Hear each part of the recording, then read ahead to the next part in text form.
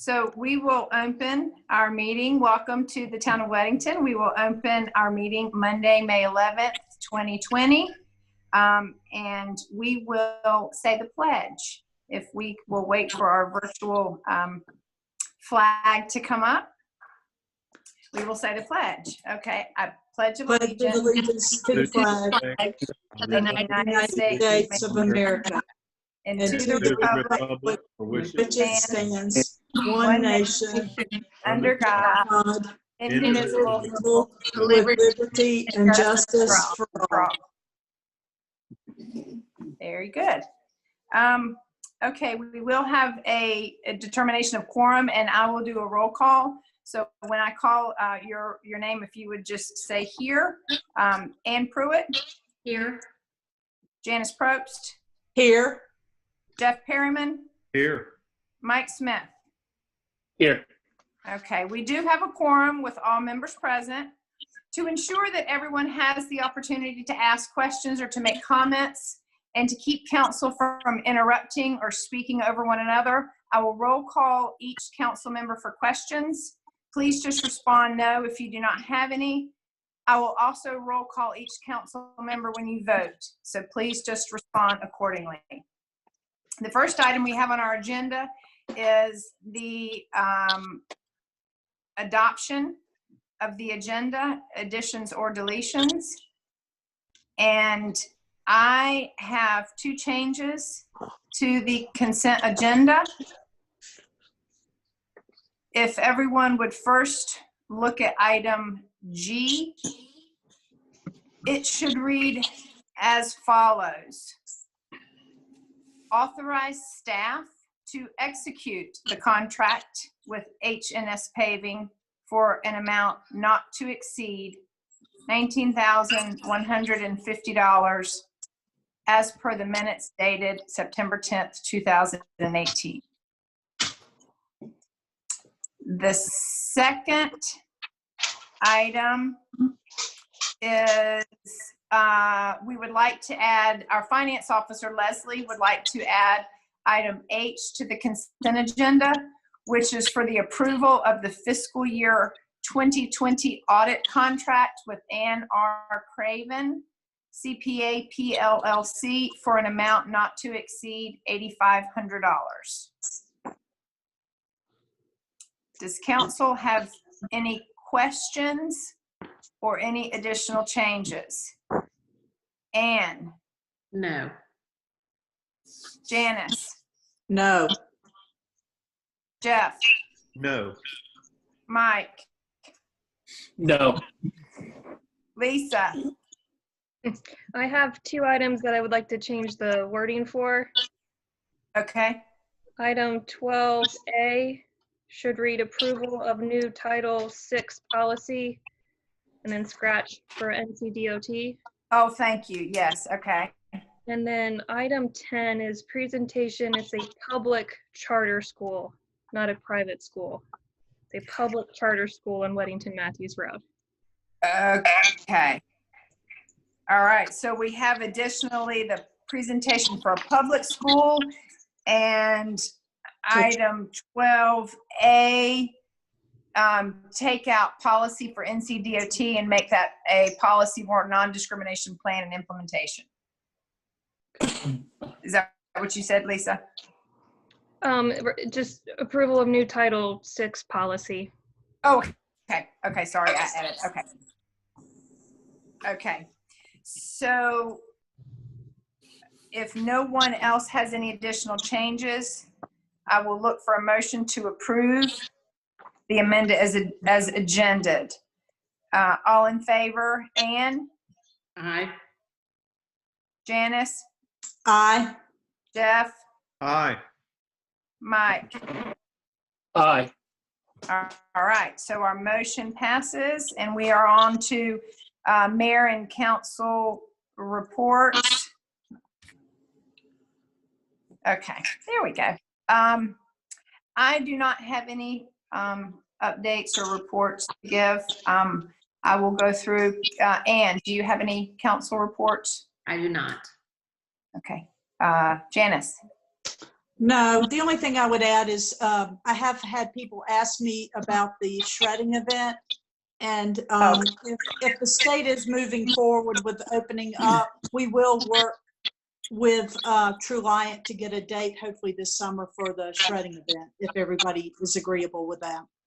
Okay. Sounds good. Jeff, No, ma'am. Mike. No. Okay. All right. Public comments.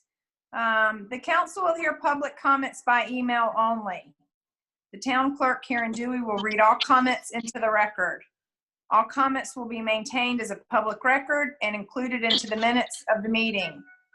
Comments are limited to 3 minutes per comment. Comments are to be directed to the entire council as a whole, not individuals. Comments are expected to be civil and within reasonable standards of courtesy. And comments that include vulgarity, slander, name-calling, personal attacks, or threats will not be read into the record. Karen Dewey, do you have any public comments? I received one public comment from Bill Dieter, and he says he just wanted to make a few comments for Monday's council meeting. Number one, you're doing a great job with planning board and council meetings during this COVID-19 situation. I know it can be very difficult. Number two, when you discuss a training burn for the old house on the Matthews property, please consider any damage that could be done to the large oak trees surrounding the house. Number three, I don't want to be a squeaky wheel, but I hope you will consider some financial support for the Optimus Park / WCWAA in the fiscal year 2020-2021 budget. The park opened yesterday for non-organized activities with signs stressing the need for 6 feet social distancing and groups of 10 or less. Many people came to the park, teenagers, kids with parents walking, playing catch, etc. They're looking for any outlet to the self-quarantine of the last several months. COVID is having a major financial impact on the park. As you know, the park is used heavily by Weddington residents. Thank you for listening. Bill Dieter. Okay, very good. Thank you, Bill Dieter, for submitting your public comment. We appreciate input always from our residents. Public safety report. I will turn to Officer Dodd, who is on with us. Can y'all hear me? Yeah. Yes. Okay. Nothing really to report. You know, with this whole COVID-19, we've kind of been hunkered down. Been hitting a lot of the neighborhoods lately. That way we can all be seen. We had a couple thefts in Vintage Creek and I want to say the Falls. A lot of illegal dumping going on still in Vintage Creek. Deputy Crop and I and Deputy Hunter are trying to figure out who's doing it. But other than that, our speeding, we haven't really had to do any traffic stops because with all the COVID-19, they really don't want us around people touching other people's stuff. So other than that, nothing really new to report. Just ready to get back to normal. Good. Very good. Thank you for that. Does council have any questions for Officer Dodd? Ann Pruitt? No. Janice? No. Jeff? No, ma'am. Okay, Mike? No. Okay. Consent agenda. We have several items on our consent agenda. Lisa, if you could briefly go over the details of each item for clarity, that would be great. Thank you. Can you all hear me? Yes. All right. So consent agenda item 8A, our total budget for the year is $2,388,250, which includes a $189,000 appropriation from fund balance for the Tilly Morris Roundabout. The tax rate will remain the same. So tonight we're calling for a public hearing to be held June 8th at 7 o'clock at Town Hall. Item B is to release the performance and maintenance bonds for Bromley subdivision, phases 7, 8, and 9. We have all the outside agency approvals as built, and the engineers did perform a site inspection, and everything was found to be satisfactory.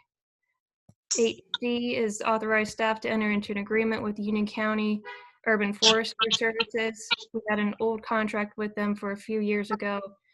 This year, we plan to utilize his services for our site walks, for our new conservation subdivision design process and our tree ordinance. Item D is a proclamation recognizing May 15th as Police Officers Memorial Day and May 10th through May 16th as National Police Week. I'd like to take this time to thank our deputies for all their work, especially during the stay-at-home order, and congratulate Deputy Crop, who welcomed a new baby to their home on May 5th. Item E is resolution to adopt the Cabarrus Stanley Union Regional Hazard Mitigation Plan. This plan is required to be adopted before the old plan expires June 18th, 2020. The plan establishes the community vision and principles for reducing hazard risk and further proposes specific mitigation actions. For Weddington, an example is our floodplain ordinance, making sure that structures are not built in the floodplain, and continuing our stormwater control regulations. The update demonstrates progress and reflects current conditions. Each jurisdiction is required to approve a resolution adopting the updated plan prior to the date to ensure federal reimbursement in the unlikely event of a disaster in our jurisdiction.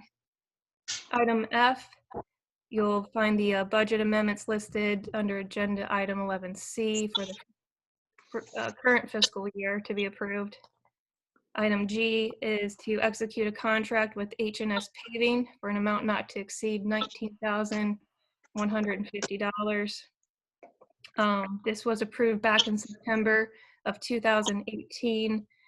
We approved the contract, but we tabled the execution until we figured out the financials of how the residents that lived along that street were going to pay. We now receive the money, so we're looking to go ahead and execute that contract. And last item is the fiscal year 2020 audit with Ann R. Craven CPA, PLLC, for an amount not to exceed $8,500. And I'd be happy to answer any questions. Okay, very good. Questions from council. Ann, No. Janice, No. Jeff, No, ma'am. Mike. No. Okay, so there were no questions for council. I will look for a motion to approve the consent agenda as amended. All in favor, Ann, Aye. Janice, Aye. Jeff, Aye. Mike. Aye. Okay, motion passed unanimously. We move on to our item 9, which is approval of minutes. Are there any changes to our March 9th, 2020 town council meeting minutes? Ann, No. Janice, No. Jeff, No, ma'am. Mike. No. Okay, there are no changes to the minutes. I will look for a motion to approve March 9th, 2020 council meeting minutes as presented. All in favor? Ann, Aye. Janice, Aye. Jeff, Aye. Mike. Aye. All right. Next on our agenda, we have a presentation for a public school on Weddington Matthews Road. We have Ronak Bott. I believe I pronounced that correctly. I hope I did. We have him here that will be presenting and giving a general overview of the private school. I'm sorry, charter, thank you, of the school, and he will be presenting. So I will turn the floor over to Ronak. Mr. Bott. Thank you, Mayor Callis and members of the council. Let me just do a quick audio check here. Am I coming through okay? Yes. Excellent, thank you. So I'm here representing Teller Institute. We're a North Carolina nonprofit aiming to open a public charter school in Weddington. I'd like to use this time to introduce our school, our board, and discuss why and how we'd like to become part of this community. Lisa, would you mind going to the next slide? Fantastic. So Our mission as a school is to create an education experience of the highest caliber that challenges, nourishes, and motivates advanced learners. And when some people hear that, they think, why should we worry about those kids? Won't these advanced learners should be... The last I remember, they would come in 2/3 of the way through. Yeah, There's, really late. Guys, if you don't have your, if you excuse me just 1 second, Mr. Bott, there seems to be some background noise. If everybody could mute their microphones, I can hear some television or some talking. So if you could, everybody could mute their screens, please.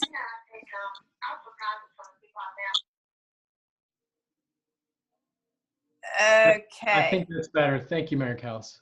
Okay, thank you. Okay, continue. I'm sorry. No problem at all.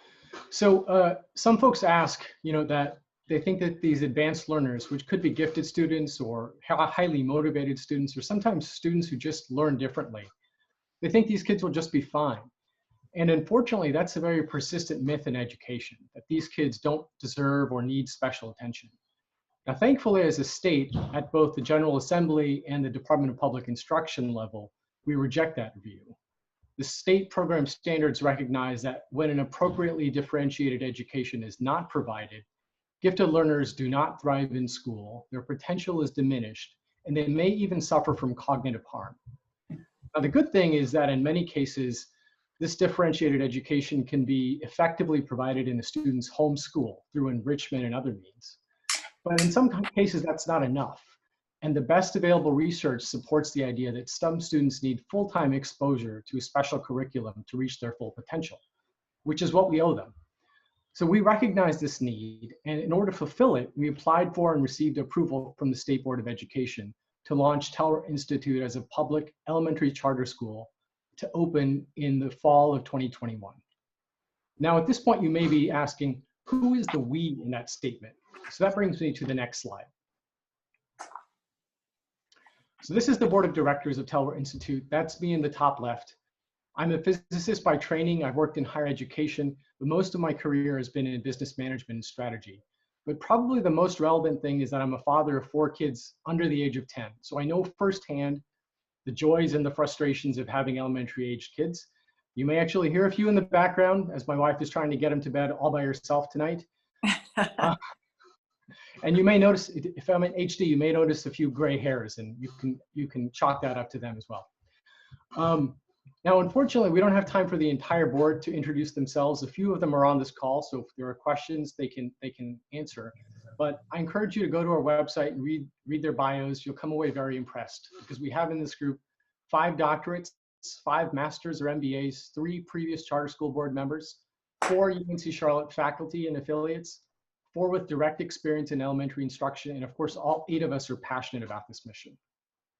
Let me talk a little bit about our beliefs on the next slide. So the first thing is we don't focus on labels. We think that many children can thrive in our program and any child can enroll. We're open to everybody. We don't require any kind of gifted certification to attend. And indeed, we think those requirements can end up excluding a lot of children who could benefit the most. So you might think about the boy who's so bored in kindergarten that he's acting out, or the girl who's struggling in reading but capable of doing math 2 grades ahead, or the children whose attention issues are masking their incredible potential. These are all different kinds of kids that don't necessarily get what they need in their home school, and we think we can make a place for them to serve them well. So our curriculum is compacted.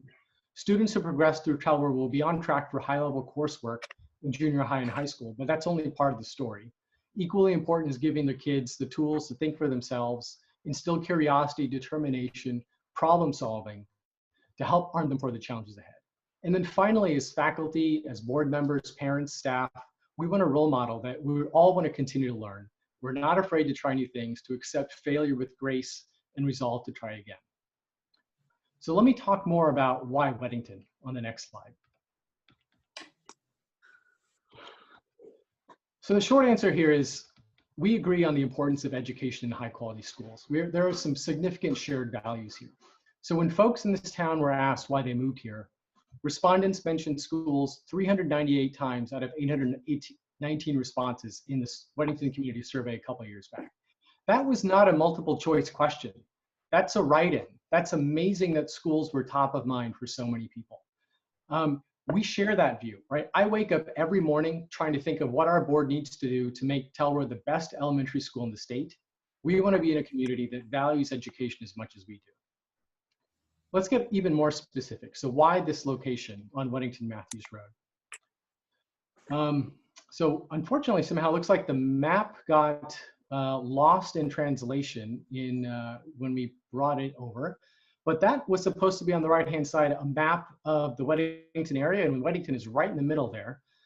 When we open in 2021, we'll be the only charter school in Weddington town limits. Now, there are some other charter schools nearby, but as far as based on our research, there's none that are actually within the Weddington town limits. We think that's an opportunity to become another neighborhood school for the community. When we compare ourselves to other schools that may have a similar mission, we're at least 16 miles away, right? So first of all, those schools that are largely north in Charlotte to central Charlotte or north have long wait lists, so it can be nearly impossible to get in.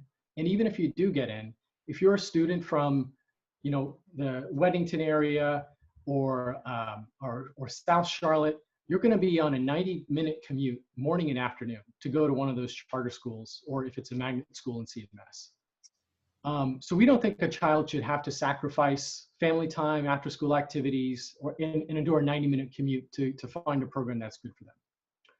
Finally, we think that charter schools are part of the public education system. We want to partner with the schools that are around us.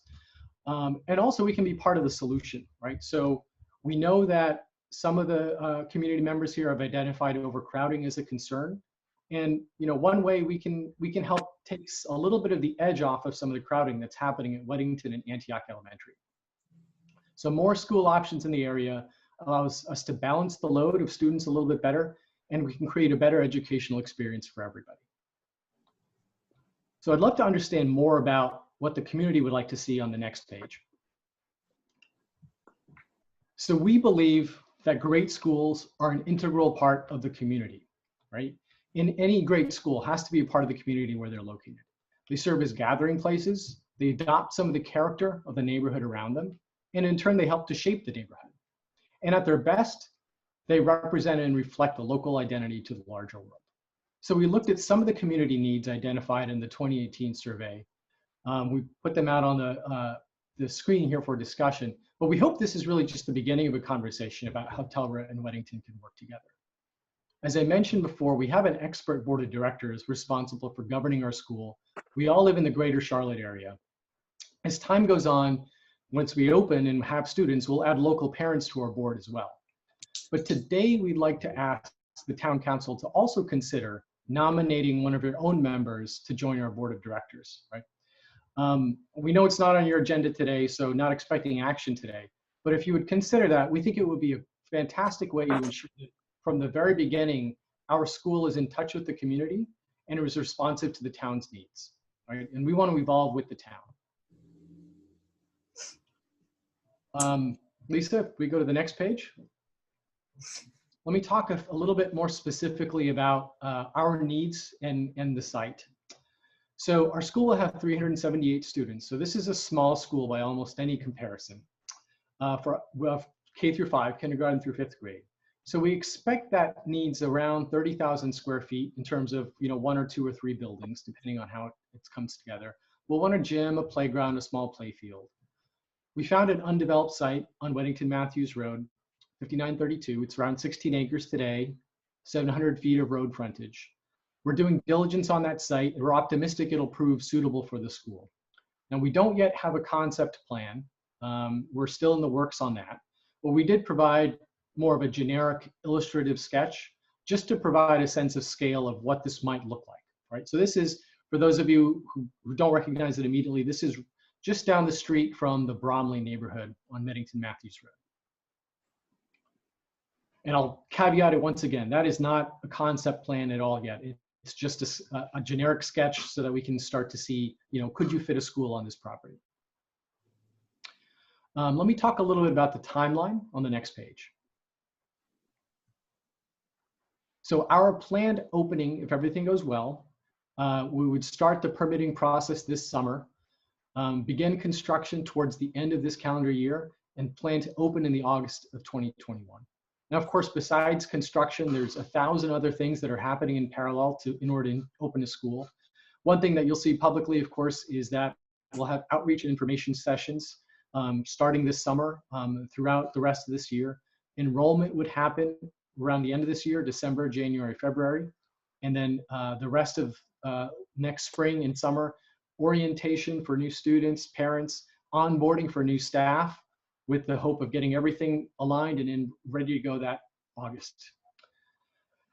Let me go on to the next page and just wrap things up. I could spend hours talking about this school. I'm passionate about it, but I try to keep things brief. I encourage anyone with more questions to reach out to us with email. You can also visit our website. There's an email sign-up list you can sign up for if you want to be abreast of things as they develop and be aware of the timeline and other public events we might have. So let me just thank counselors in advance for giving us this time. I hope this is the beginning of a conversation, and I do remind you we have this invitation to take part in our board, and I hope you would please consider nominating one of your members to be part of our effort. I'm happy to take questions if you feel it's appropriate now, or we can move on to the next item on the agenda. Mayor Callas, back to you. Thank you. Okay, thank you very much for that presentation. It's difficult to do things like this virtually, so we appreciate your effort in making this work out. That's very nice. Do we have any questions? I will go through and give each council member an opportunity to question or comment. Ann Pruitt, do you have any questions or comments for Mr. Bott?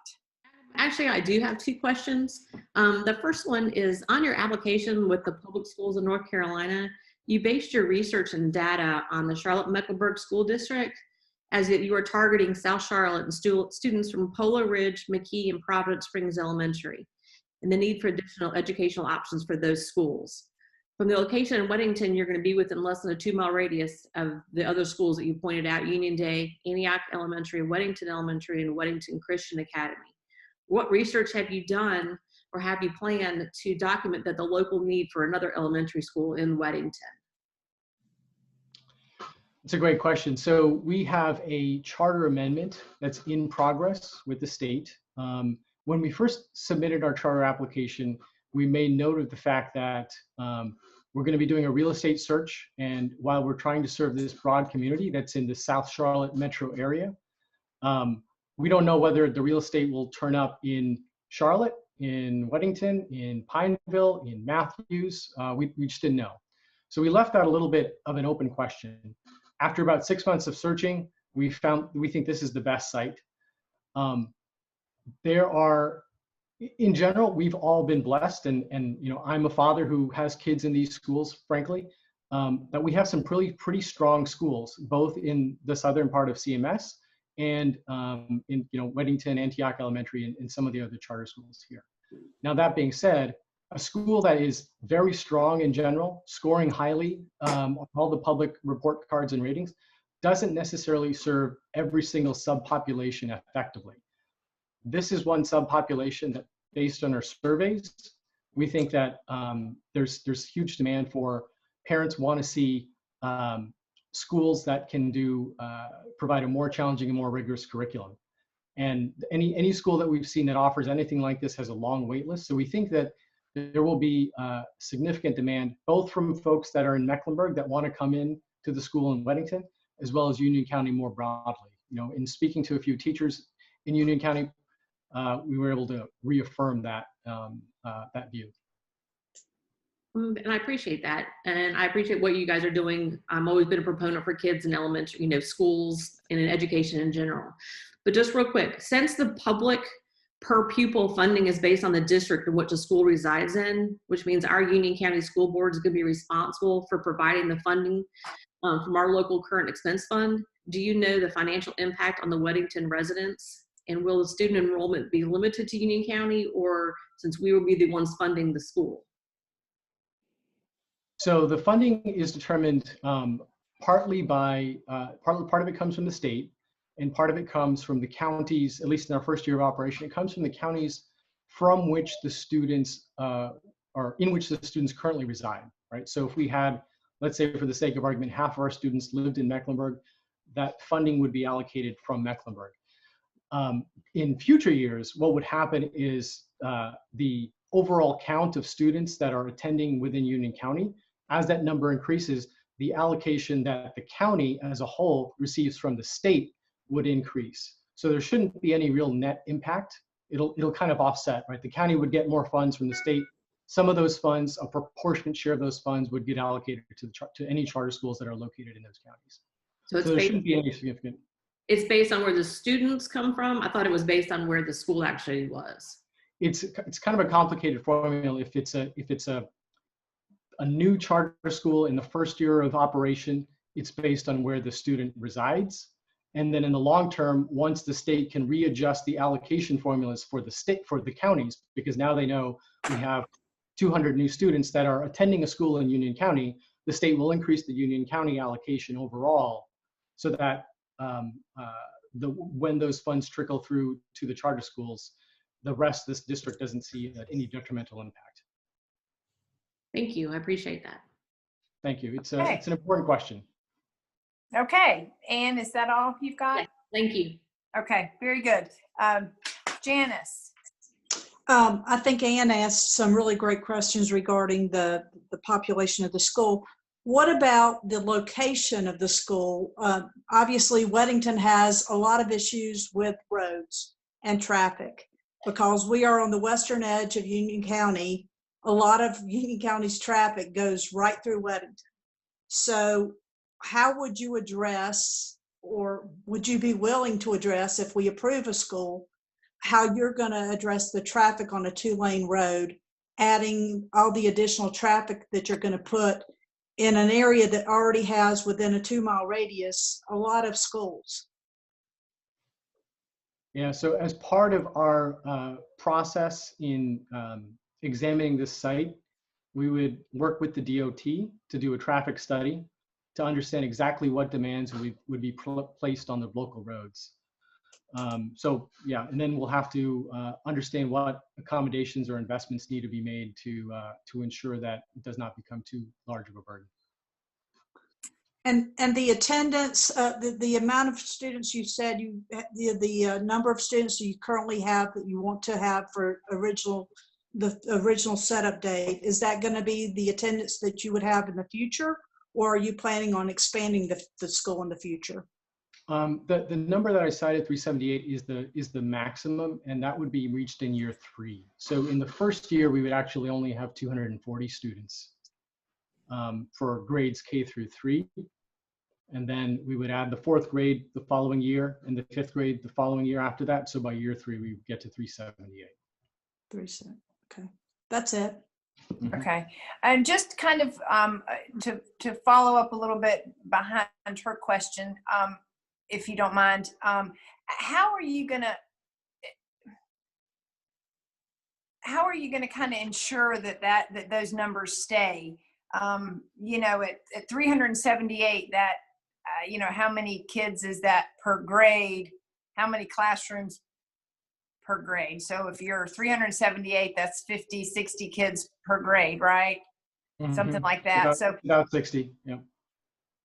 And I'm guessing you'll have smaller classes. So, I mean, do you have, I mean, how are you going to cap that if that becomes very popular and it's a great, you know, great, now all of a sudden you have a long waiting list and the desire to expand?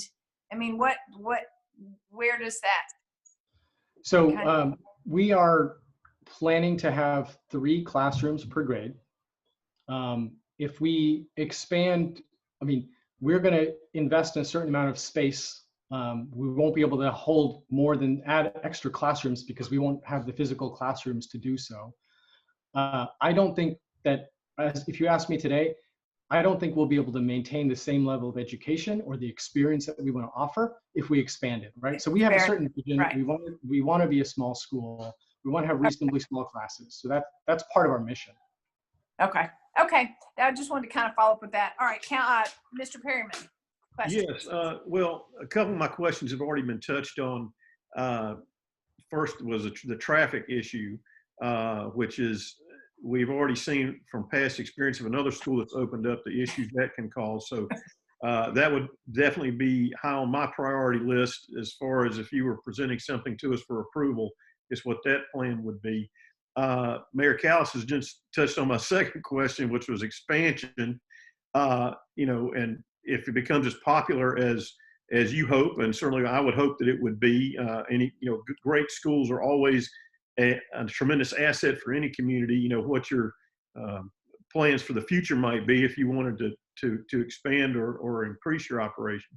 I think you've touched on that.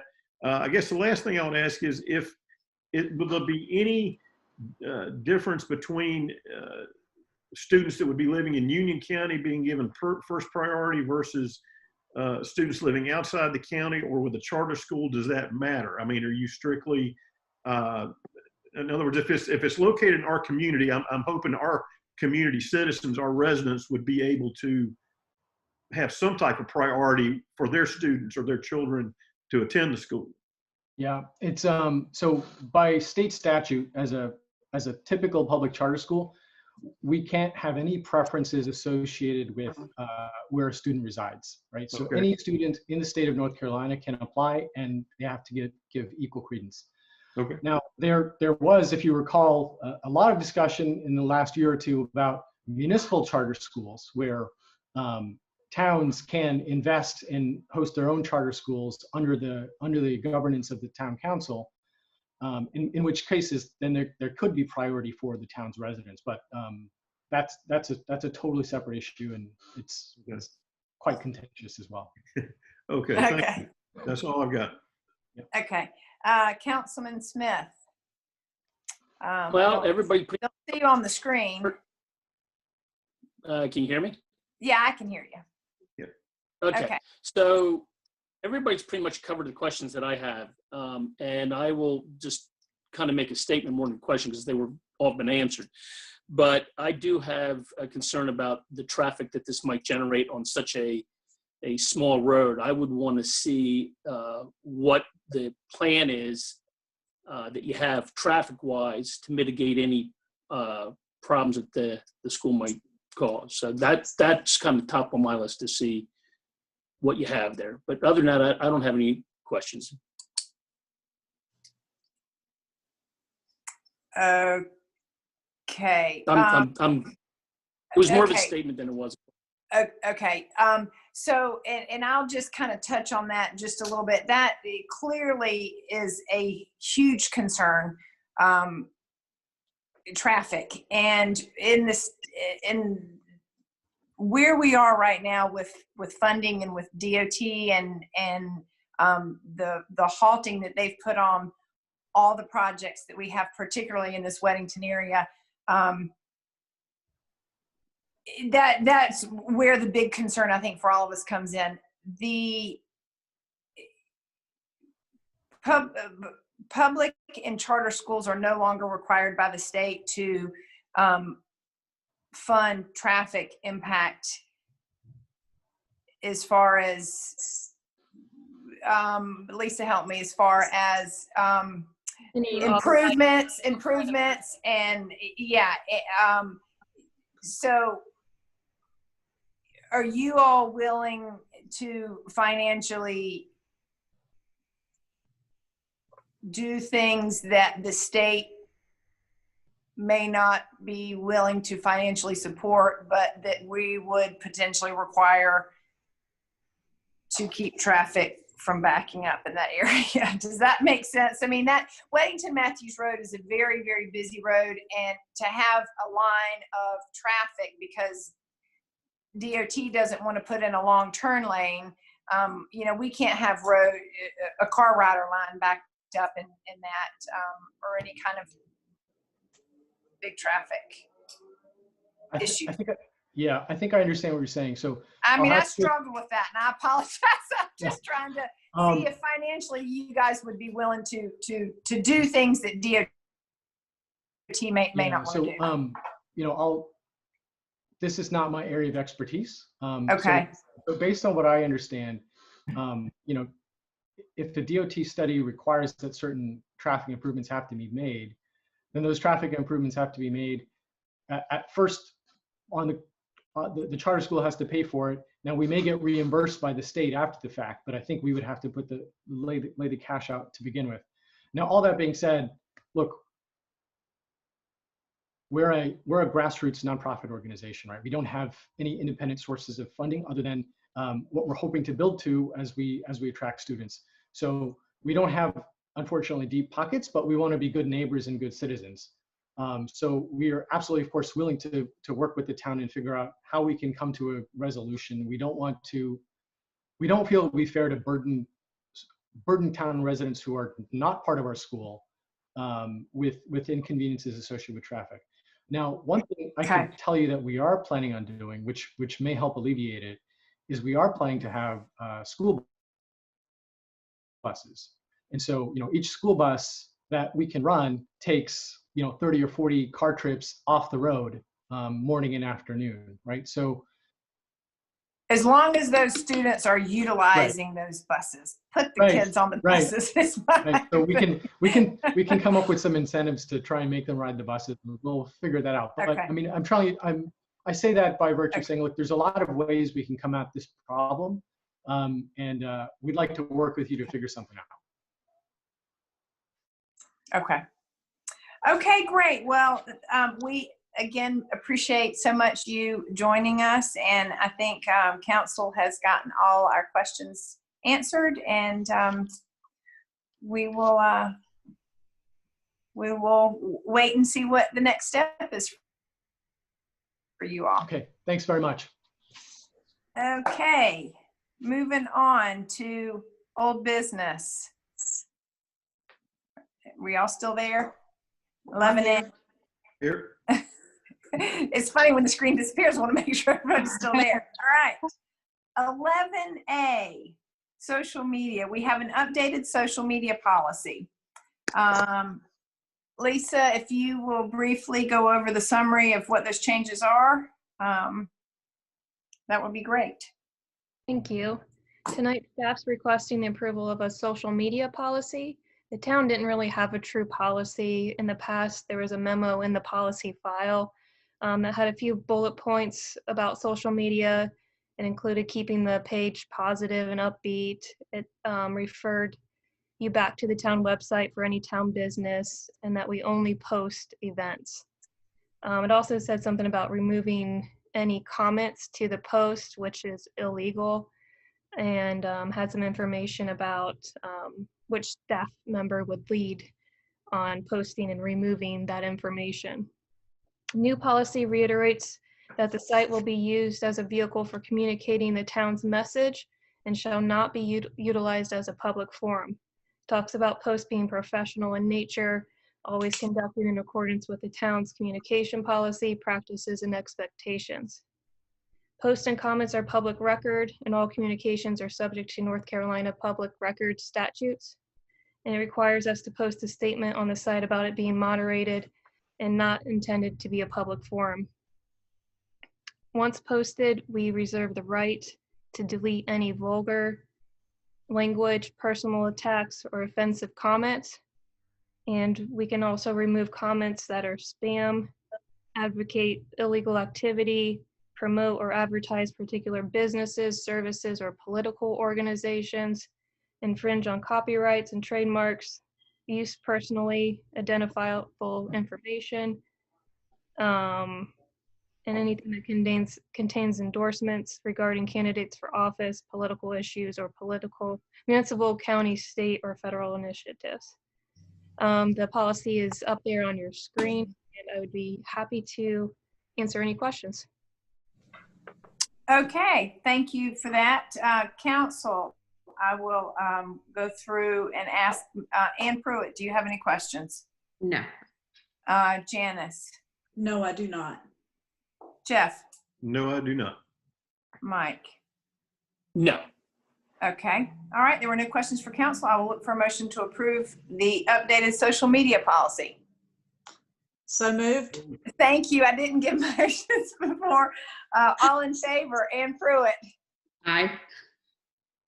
Janice? Yes. Jeff, Aye. Mike. Aye. Okay, motion passed unanimously, and for the record, Janice Probst made the motion. Item 11B, update on our critical intersection analysis. The intersection of Forest Lawn and Potter Road was identified by the intersection study we conducted last year and was added to the 2019 Union County Critical Intersection List for a redesign and improvement. Lisa, if you will go over the information from the public comment period and what the recommended design is. Yep. So the website on your screen was sent out to the public to solicit public comment. It included an overview of the intersection and the project schedule. Right now, we're in May of 2020. We're finalizing the design concept and presenting it to the town boards. In June of 2020, we'll finalize the intersection recommendations and design and cost estimates. What was shown was alternative 1 as a roundabout. Included tabs on the screen that you can click to find out more information. So this says shift the current intersection alignment to improve approach and angle for safety. The old alignment was further down south. This is to remove the existing pavement. The roundabout design improves traffic flow and safety, and it creates a 225-foot dedicated through lane for heaviest volume movement. You can see some of the driveway connections as well. So those residents still have a connection to the new alignment. Alternative 2 is a signalized intersection. It includes a 300-foot left turn lane from Forest Lawn Drive to Potter Road, again removing the existing construction, which used to line up down here. The biggest issue with this one is the 500-foot left turn lane from Potter Road to Forest Lawn Drive. So that turn lane went almost down to the Wedgwood subdivision, or past the Wedgwood subdivision. So a lot of cars would have issues getting out of these subdivision roads with the traffic backing up. And you can see the size of that turn lane due to that heavy movement. We were able to provide feedback with positives and negatives about each alternative. Lisa, just real quick, I don't think on the screen that, were you supposed to have the maps up on the screen to the actual the actual routes? Because I don't see them up. I heard you clicking, and I just wasn't sure if the intention was for you to have those maps up. It must be only sharing the PowerPoint and not my screen. Oh, okay. Okay. I mean, we have them in there. They're on the website. I just wanted to make sure. It's not doing. What are you guys seeing right now? I'm just seeing the Weddington 11A discussion of social media policy. Okay. That slide. And I just don't know if your intention was to have the actual there it is. There we go. There it goes. There it goes. Okay. I had it up on the website and had information like popping up where I talked about. Okay. Yeah, no, I'm sorry. I just heard you clicking and I realized you were walking through. So we'll just go through that briefly again. I'm sorry. Yep. So the biggest concern with this alternate 2 is this turn lane. It's a 500-foot turn lane that went way past the Wedgwood subdivision, and right. The preferred alternative with residents who filled out their survey was the roundabout. The roundabout. Okay. They thought it improved the safety. It had a better traffic calming effect, and okay, moving without delay. Okay. I'm looking for a motion to move ahead with that first alternate, which is the roundabout. Okay. Perfect. Thank you. Questions from council? Ann? No. Janice? No, I do not. Jeff? No, ma'am. Mike? No. Okay, there were no questions, so I will look for a motion to approve the alternate 1, which is the roundabout for intersection at Potter Road and Forest Lawn. So moved. Okay, all in favor, Ann, Aye. Janice, Aye. Jeff, Aye. Mike. Aye. Okay, very good. And for the record, that was Jeff Perryman that made the motion. Item 11C, discussion of fiscal year 2021 proposed budget. Leslie, I will go ahead and turn this over to you and let you go over our budget. Sure. Yeah, sure. In the packet, it consists of basically 3 different sections. The first is the summarized budget by department and type of revenue. It's got a 5.2 cent tax rate, total revenues of almost 2.2 million, expenditures of almost 2.4 million, with $189,000 fund balance appropriation. It should be noted that that appropriation is for the Tilly Morris Roundabout. And I don't want it to be confused that we are operating in a deficit situation.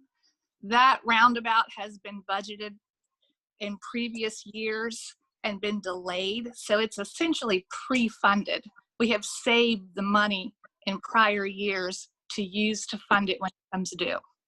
So that's what that appropriation is. It's not a negative. We have the current year expenditures and revenues balance. That is just paying for a prior year expenditure that was never, came due. Okay. Right. So that's what that is. The next 2 pages are the detailed line item summary, of what that summary budget is. And then the final page is the non-operating revenues and expenditures. And that's got the highlights in yellow. Those highlighted items are things that have changed since the budget was presented in March. And it's just to draw your attention to what they are. Basically, we had, I think Lisa's had some discussions with the Woods, so we might have some additional sketch plan revenue coming in for that. It takes into account potential anticipated effects from COVID-19. We think that our sales tax revenues will decrease, at least for the first quarter of next fiscal year because of that. We think our ad valorem collection percentage may be down because people are going to be in more of a financial hardship. So we have reduced ad valorem taxes and sales tax revenues to kind of account for expected declines in those areas. I'm looking at the attorney fee line, which is the UDO.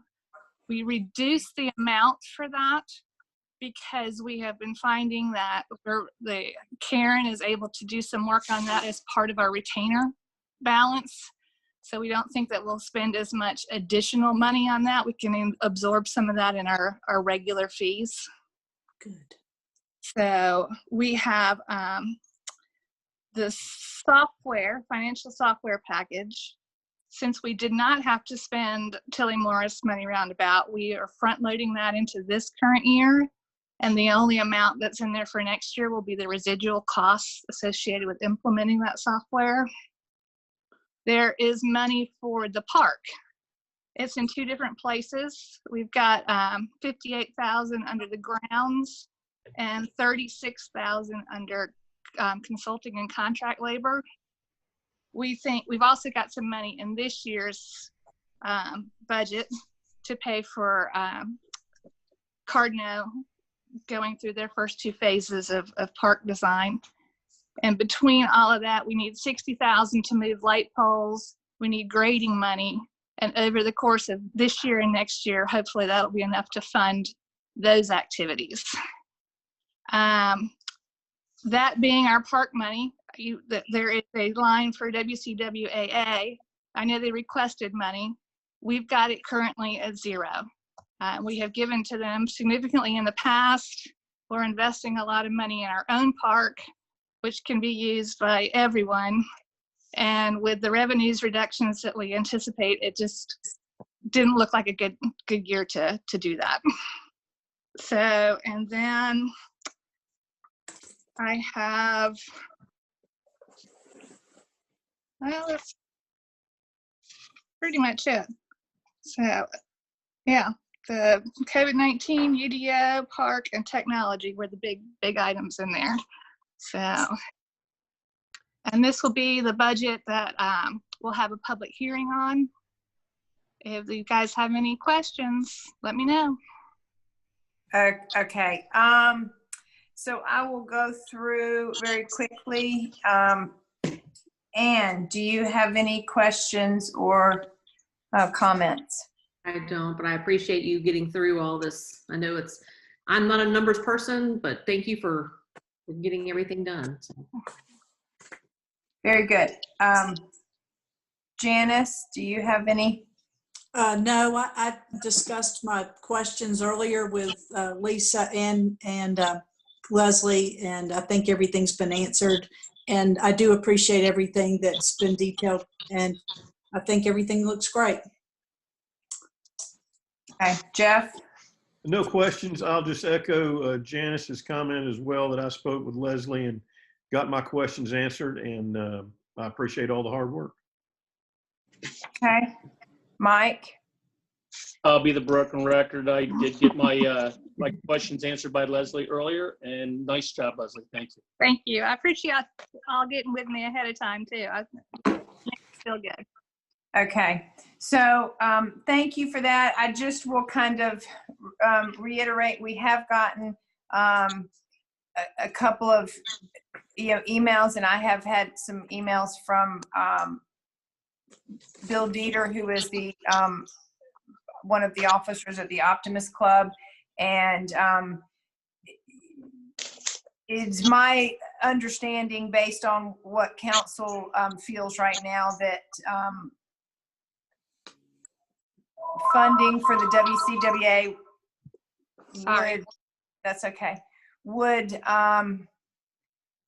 be better suited just not to have that as a line item, and use that for our park purposes that will benefit all our residents. Is that what I'm hearing from council? And I will go through and just make sure. Anne, is that what I'm hearing from you? Yes. Janice? Yes. Jeff? Yes. Mike? Yes.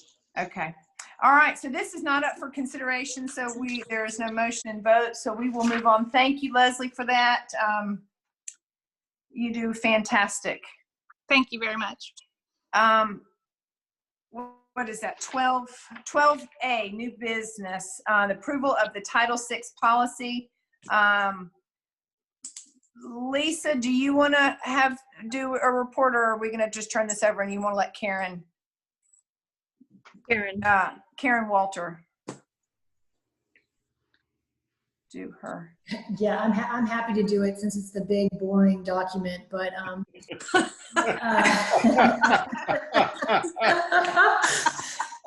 this is the actual just written policy plan and implementation plan for the town of Weddington's non-discrimination policy.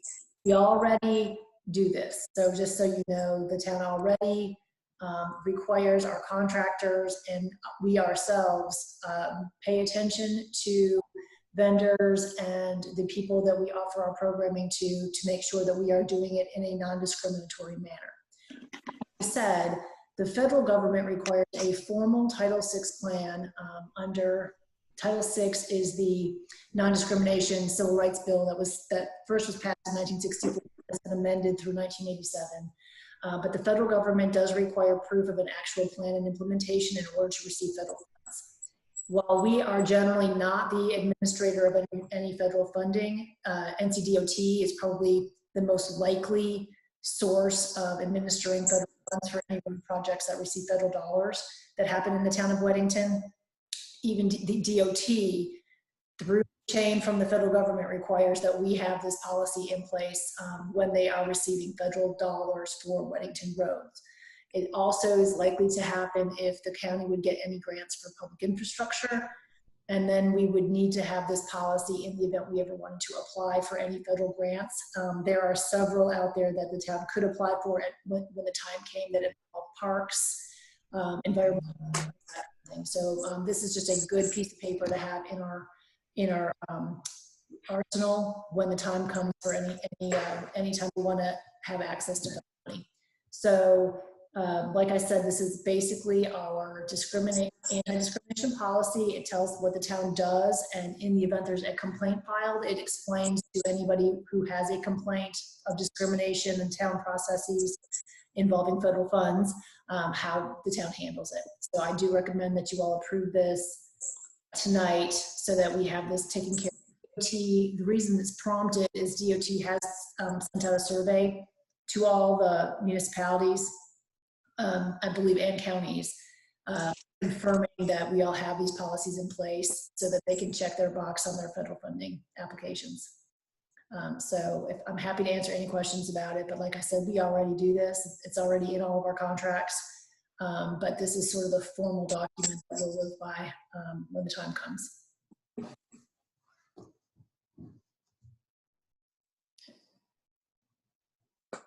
And Mayor, and if anybody has any questions. Oh, sorry, mine was muted. Okay, Council, Ann, do you have any questions? I do not. Thank you. I was talking away, waiting for an answer. Janice. I do not have a question. Okay, Jeff. No questions. Mike. No questions. Okay, there were no questions. So I'll look for a motion to approve the new Title VI non-discrimination plan and implementation. Janice, So well, go ahead. That's fine. Okay, Councilman Smith made the motion. All in favor? Ann. Aye. Jeff. Aye. Janice. Aye. Mike. aye. Okay, motion passed. Item B, discussion and consideration for the removal of the asbestos from the house at 6924 Weddington Matthews Road. I will let Lisa catch up. Okay, Lisa, I will look for you for the report. During the 2019 retreat, council requested staff to move forward with removing the structure at 6924 Weddington Matthews Road. Staff contacted Chief London with the Wesley Chapel Volunteer Fire Department, who agreed to conduct a practice burn on the home. However, asbestos has to be removed before they do that practice burn. Staff received a few similar quotes and requests to enter into contract with Diversified Demolition for an amount not to exceed $2,500. This includes the asbestos removal, and then they would come back after the burn and clean up the site. And I'd be happy to answer any questions. Okay. Any questions from council? Ann? No. Janice? No. Jeff?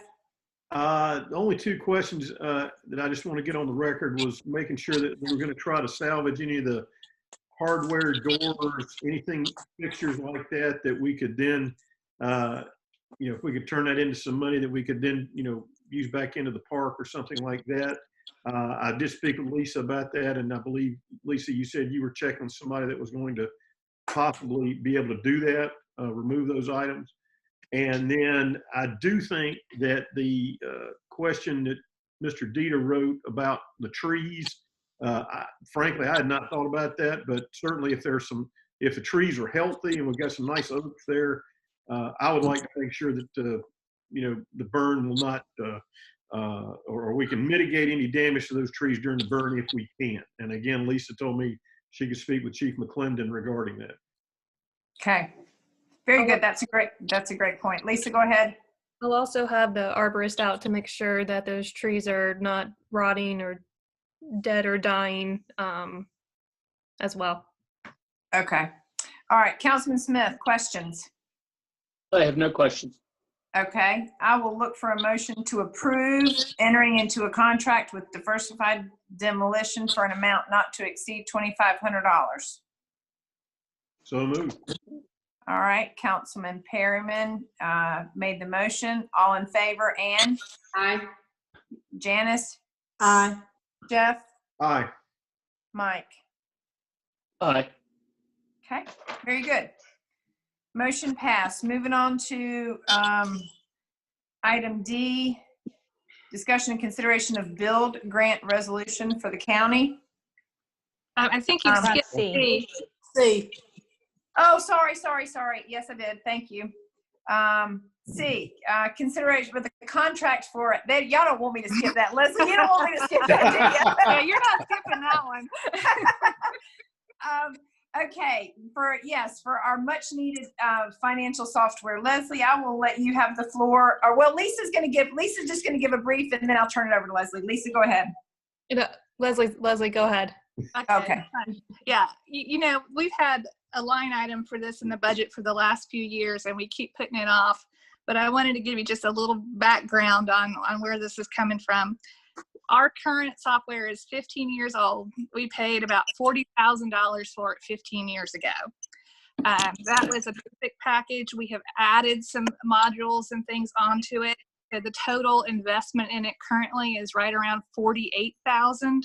It still doesn't do things that we would like to do. The company that we contract with currently is developing a new platform. They're going to stop servicing the platform that we're on. To switch to the new platform and stay just exactly like we are will cost at least $40,000. We said, let's look at buying something new and seeing what we can get. There are pretty much two different tiers of financial software packages, a basic and a premium. We had demos from both. The basic tier costs around $60,000, and it actually, at this point in time, does less than what we have now. To go with the premium tier, it's almost $145,000, but it does everything we have now. It will do online permitting. You can apply and pay for permits online. It will track permits online. Citizens can look up and pay their taxes 24 hours a day, 7 days a week. We have the capability to implement purchase orders and encumbrance accounting. So it has a lot more capability. And I think that instead of paying money to stay where we are, it warrants spending the extra to go where we want to be. So that's my spiel. Okay. And longevity of this, I mean, this is a software, this is a long-term investment. Correct. like the other one. I mean, it's if we keep it as long as we kept the other one, which was 15 years, it comes down to what, a little less than $10,000 a year. And part of that cost is the annual maintenance or service cost, which is only about $1,000 more than we're currently paying. So it's just that initial hit up front that's gonna be the burn. Okay. All right. Council, are there any questions? Anne? No, I appreciate you guys looking for different options and seeing what the best financial solution would be. Okay. Janice? No questions. Jeff? No questions. Mike? Just one question on upgrades. I mean, is it easily upgraded if it needs to be, or and what that cost would be? So, sorry, my dog has decided now the appropriate time to chime in and say, please vote yes. So, this package that we're purchasing now, at least in the near term, has everything that I think that we would need. I do not know of any upgrades in the immediate future.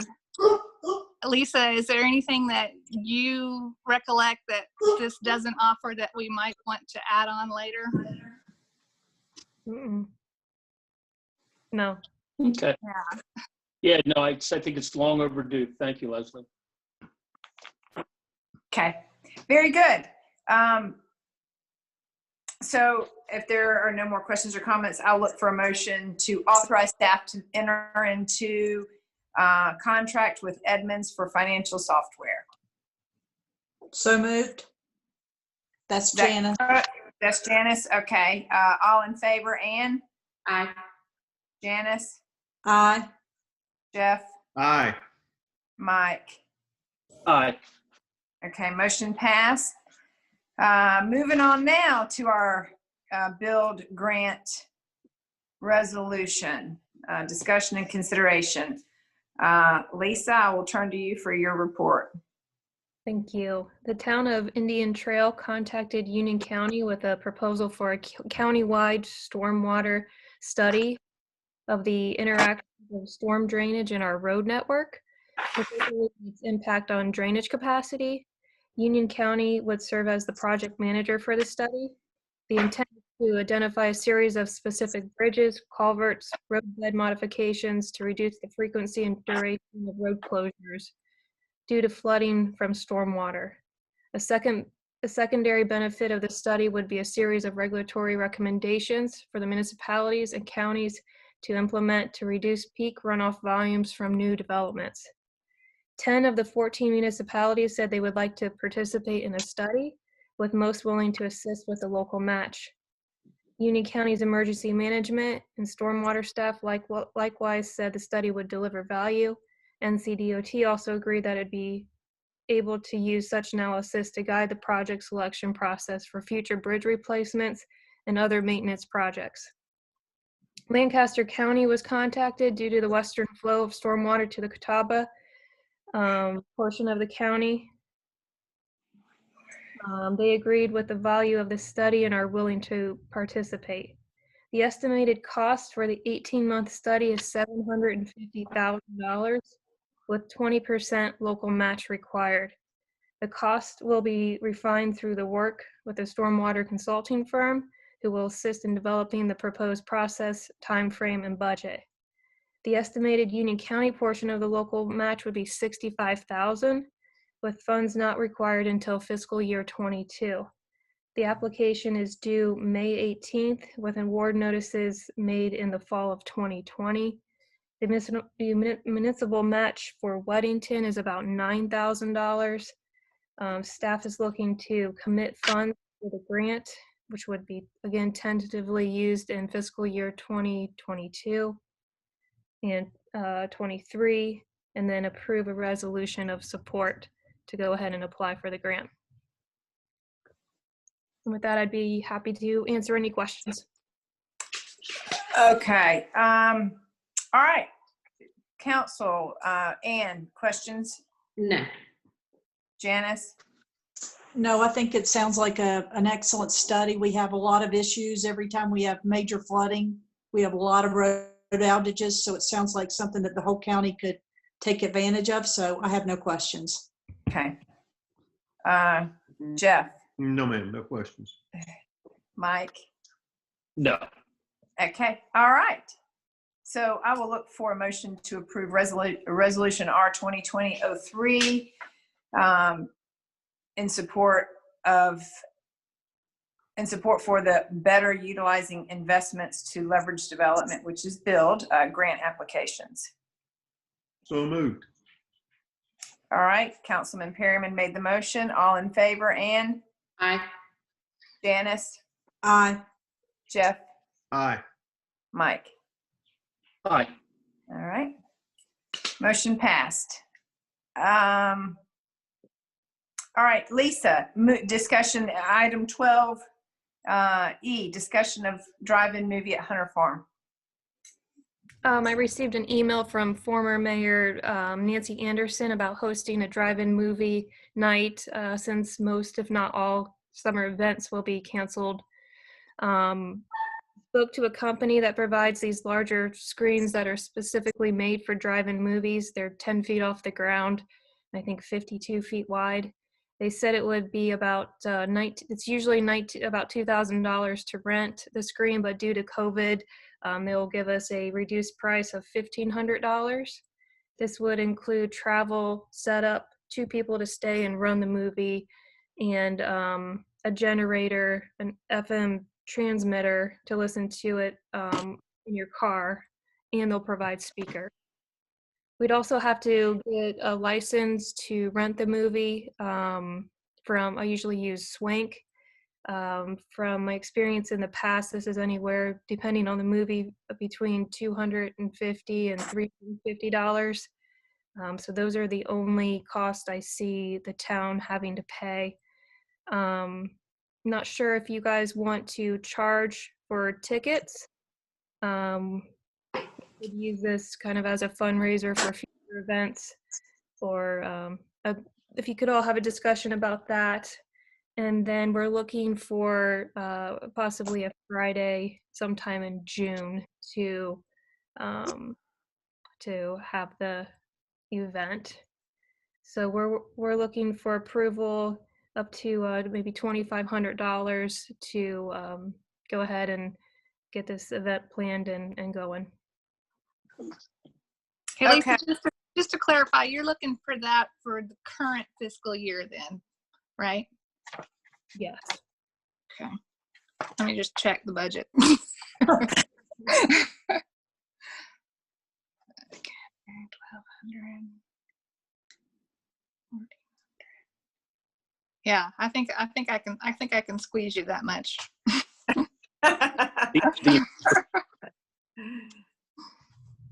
Okay. Counselor, are there any questions? Ann, I'll start with you. I think it's a great idea. My only hesitation would be just to make sure that the number of people can be there, like with all the restrictions right now, that we don't put out all this money, up front right now without some kind of, if they, lock us down again and where we can't get together, that we've just lost all that money. So if there's some kind of reassurance or something along those lines, but I think it would be a great idea, for the area. Okay. I did ask the company, and they said they would be willing to refund our money, or within 6 months, have the contract would be good for 6 months in case of rain or storm or. I think that's great. Okay. Very good. Janice, comments, questions? I think all my questions are answered. And I don't want to charge people. I think that the community needs something positive, so I think it's a great idea. Okay. Very good. Jeff? I also think it's a great idea. I agree with Janice. I wouldn't want to charge people to come, but if people wanted to, make some kind of donations, or if we could encourage them, to make donations to any local charities or anything that, we might be putting up, that I think that would be appropriate, but I don't think we should charge people to come see it. Okay. Mike? I'm in full agreement with the comments that have been said, and it was a good question, Ann. But no, I'm in favor of it. Okay. Okay, so we'll just ask for Lisa to continue,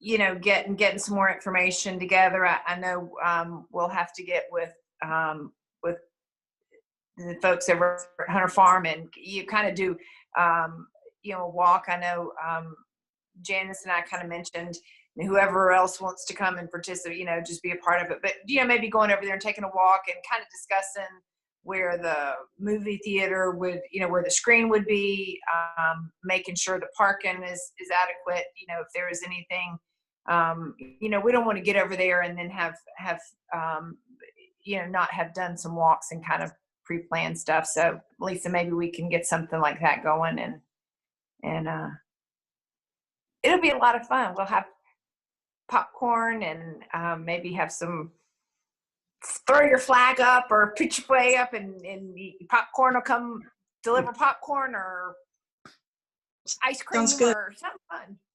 Yay. Yeah. Something fun. Sounds. Okay, moving on. Some little things that are exciting these days. Update, Lisa. I received a yield plan for the Woods property. They plan on doing a conservation subdivision. So as soon as the stay-at-home orders are lifted, they plan on trying to do a site walk as soon as we can get everyone together. I attended a virtual meeting with the county last week. They presented a financial update to the Board of County Commissioners last Monday. They have projected a 20% sales revenue loss for the last quarter of the fiscal year. They're projecting this flat to maybe 1.2% sales revenue growth for next year. They were expecting 3.4%. And they feel that the first quarter of the next fiscal year will be similar to a 20% loss. They lost an additional $415,000 in utilities due to waiving the late fees for shutoffs, and then another $415,000 in permitting and programming for Parks and Rec. We also received an update from NCDOT at our last TCC meeting. They were comparing their loss of revenue to the recession back in 2007 to 2009. Over the entire recession, they lost about 6.5% of their revenues, and it took them 57 months to recover. Just the last quarter, April through June, they're projecting a negative 38% loss to their revenue compared to that 6.5. And then over the next fiscal year, 11% loss. So they get the majority of the revenue from their gas tax, which obviously has gone down significantly. Which brings me to our Tilly Morris roundabout. It was already delayed. They were already at their bottom dollar before COVID.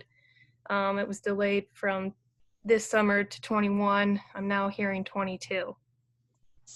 And I'm sure there's a rippling effect on all of our projects, including the Providence Road and Ray Road extension. Okay. All right. Thank you for that update. Code enforcement report. Everybody has a code enforcement in their packet. Any questions on code enforcement? Mike, I'll start with you. Do you have any questions? No, I have questions. Good. Okay. Jeff? No, ma'am. Ann? No. Janice? The only thing, I think we can take the house at the corner of 12 Mile and 84. Don't you think that looks like it's completed, Lisa? Yep. The house, yeah. I think that once they finally got that really clean. And it's not rented. Maybe it'll stay not rented. Thanks for that, Janice. Leslie, do you have anything to add on your update? I do not. You have the monthly financials. I have, with the budget amendments, knocked down sales tax revenues for the rest of the year. I will not know a true number. It's just a guess at this point. We should get our first reduced distribution the middle of this month. So by the next meeting, I should have a better idea if we've accurately predicted that or not. Okay. That's all I got. Very good. Thank you. And transportation, I do not have, I don't have anything, Lisa, updated on some DOT money, which is disheartening to say the least, but it just is what it is. So they are having a Zoom, I guess it's a Zoom, it's some kind of a virtual meeting for the CRTPO. This was today, the 20th, I believe, and so I'll hop onto that and participate in that. I haven't seen an agenda, so I don't know what's on it. So I don't really have anything to add. That's it. So we will wrap things up here by having council comments. Mr. Smith, I will start with you. I just want to thank the staff for arranging this meeting. I think you guys did a great job, and also to the council who helped make this a smooth meeting. And thank you very much. Okay. That's it. Jeff. I'll echo exactly what Mike said. Thanks to staff for doing a great job in getting this set up. Hope to see everybody in person in June. Stay safe and stay well. Very good. Ann? I'll just say the same thing. Appreciate the staff and what you guys do during the time right now, and the council and everybody stay safe. Okay. Janice? Echo that. Also just want to say we wish our residents good health and their families good health, and pray that everyone is back to work. If they were furloughed, hopefully everybody gets back to work and has a somewhat normal life come summer. Okay. All right, very good. I will just end things by thanking anyone that joined us on Facebook Live. This has been a first time I've participated in a virtual meeting. First time I have run a virtual meeting, and it's very awkward. It's kind of strange. I kind of miss having people. I'm actually at town hall, so I could ensure that I would have no teenagers or disruption. And it's very weird sitting here, looking into a computer screen and not having the people in the audience. So thank you to those residents that joined us on Facebook Live. I hope next time you can come see us in person at Town Hall. So with that, I will wish everyone safe and good health, and we will see you in June. Motion to adjourn. Oh yeah, motion to adjourn. See, I forget stuff. It's just out of whack here. Aye. Yeah, motion to adjourn. All in favor? Ann? Aye. Mike? Aye. Jeff? Aye. Janice? Aye. All right, good night. Good night. All right. All right. Thank you all. Good night, everybody. Good night. Thank you. Thank you. How do I turn off? Leave. Leave. There I go. I'm ending it.